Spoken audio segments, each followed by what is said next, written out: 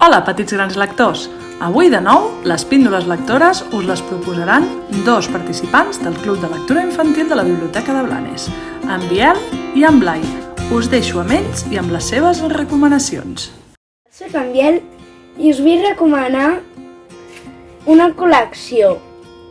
Es diu Les aventures de Chano i Òscar. A mi m'han agradat molt.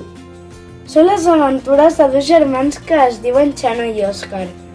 Els acompanyen la seva germana Sarali, els amics i dues mascotes molt especials.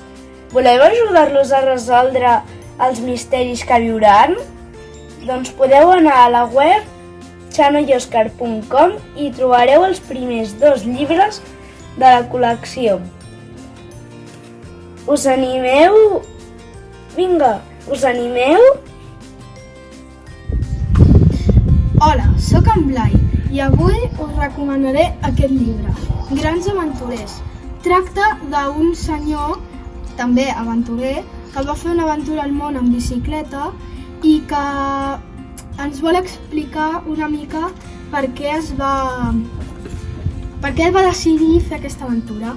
I per explicar-nos, al principi ens diu una història d'ell, quan era petit i que llegia històries d'uns aventurers que no són gaire famosos, però són molt guais perquè van fer moltes coses.